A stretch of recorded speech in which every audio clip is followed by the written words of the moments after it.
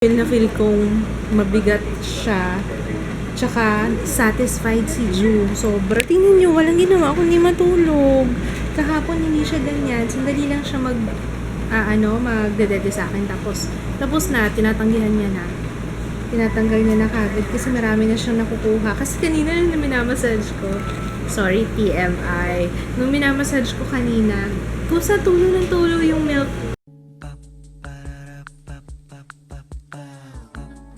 This is my family. Good morning! Good morning, babe! Good morning. Ay, exhaust fan, love. Love, exhaust fan. Tapos ka na kumain? Our breakfast, longganisa. Dapat matutulog pa ako kaso init. Init ako. Hinihintay ko na lang gumising si Jo para mapaliguan ko. Kahapon kasi hindi siya naligo.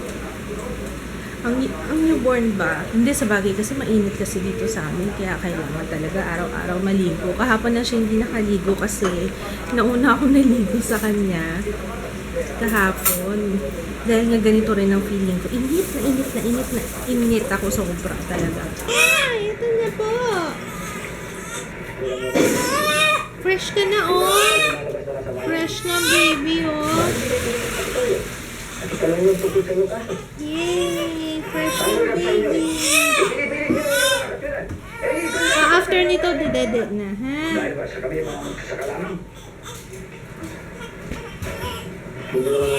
Oh. Hi! Sobrang kulang mo na. Sobrang kulang mo na.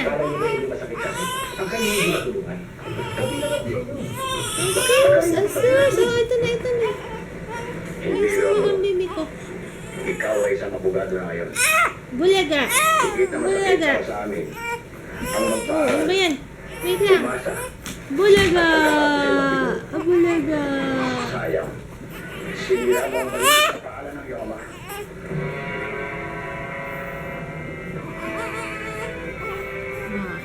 Bihis naman na, bihis. Huwag mo kainin yan. Don't eat that. Wow, fresh! Okay na, anak. Sandali lang po.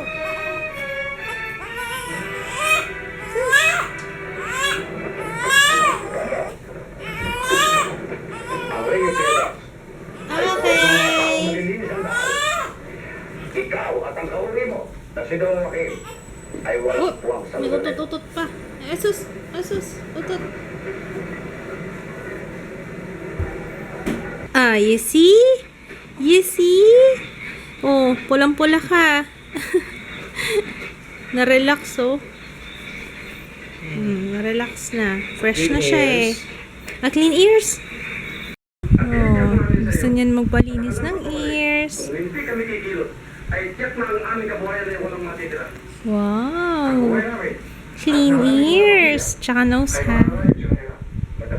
Clean ears. Buti nagki-clear na yung rashes mo, anak. Hindi ko maaaring kapanan. May bago ba? Ito, may isang piraso. Nakilala ang iyong pagkatao. Pero yung sa scalp niya, natutuyo na, oh. Umasa kami. O, diba? Relaxing. Relaxing pag nakaligo na yan, eh. Pagkakamali. Yung naririnig nyo, ayun, oh. As usual, yung paborito ni Papa. Paglaban ko ito, Krishna. Classic Pinoy movies. 70s. At upang bawiin ang bahagi na akong buhay, O yung kapon nga pinapanood mo, sabi mo 1968. makakaasar-isip ang parang ng pagtulong ko. Ngunit sa iniingin ninyo, Ay, sarap na sarap po. Sabi, hirap ko lang. what kind of sorcery is this, ma?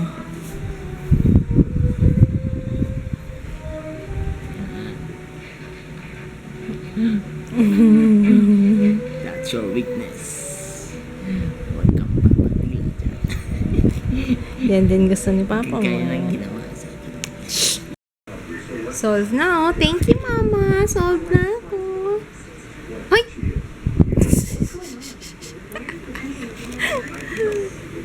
Thank you, Mama. Grabe yung buhok niya. No color. Ayun na. Smile na. Thanks, Mom. Put busog na. Busog na ako. Uy, susus. Talaga. Okay lang, kahit masakit na eh. Basta makita ko yung smile ng baby ko eh. Ngayon ko ipopost yung giveaway ko na Maybelline. Yung 1 year supply ng Maybelline na powder, white super fresh. At saka may kasama siyang Rebel, ano ba yun? Lipstick and Magnum na mascara. Ayun, tapos may nag-comment dun sa picture na pinost ko na kasama daw ako dun sa may commercial ng Maybelline. Natuwa naman ako, hindi ko ina-expect na na meron palang ganun, merong commercial. Thank you, Tanya, sa pag-share nung video. Nakakatuwa. Sabi ko, pero syempre kinilig naman ako kasi Maybelline yun. Maybelline PH. Thank you, Maybelline! Shoutout kay Andrea Elena Macam. Thank you sa sinend mo na email yung How Children Change a Marriage. Tapos, yung mga tips doon, kung ano yung dapat na kumbaga yung outlook mo sa pag-aalaga kasi minsan 'di ba parang nawawalan na ng patience. Ako minsan lalo na pag antok na ako sa madaling araw tapos ayaw pa matulog ni Ju. Minsan nakakainis na nakaka-bad trip na. Pero syempre iniisip ko syempre baby ko to, tsaka ngayon lang to. Yun ang iniisip ko lagi ngayon lang magiging ganito si Drew, sandali lang yung pagiging baby niya. Tapos, pagdating ng panahon, kagaya nung kay Jeya, parang iniisip ko si Jeya dati, hindi ko na nga maalala yung inaalagaan ko siya ng madaling araw. Kumbaga, mamimiss ko yung mga ganong moments, kaya i-enjoy ko. Yun ang lagi ko iniisip, lalo na sa madaling araw na dumidede siya sa akin na inaano na lang siya, kinakausap ko na lang siya para ma-entertain din ako habang pinapadede ko siya na ano ba yan, naiiyak ako? Bayan na sandali lang, okay lang kahit mapagod ako, kahit mapuyat si mama, basta gusto ko maging healthy siya, basta i-offer ko yung aking care sa kanya ng buong buo. Ayun. Tama na nga, ano ba yan? Naiyak na naman ako. Pero yan, thank you, Andrea Elena Macam. Ang ganda nitong, ang ganda nitong shinare niya. Bilib ako kay kids sa pagluluto talaga, Ano to, nilaga naman, Papa? Na may onion licks.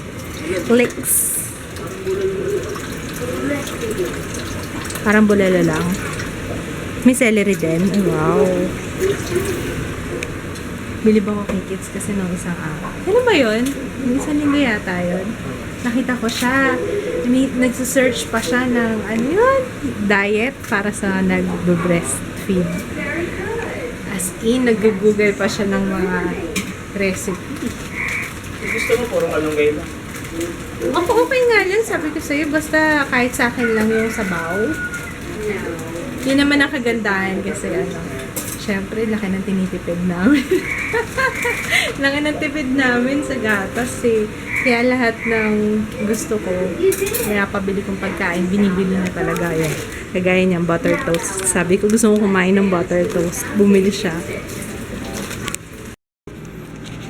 Ayan na. Baka cake. Parang cake, no? Santipak litid. Kneecap. Tapos, ang tawag dito? Lumabas na yung marrow. Sarap. Pwede kaya ako ng tahong? Kasi malansa yung tahong, diba? Pero sabi, nakakapagpagatas ba? Or yung malunggay? Malunggay sa tahong. Laki. Yung photographer ko, galing naman.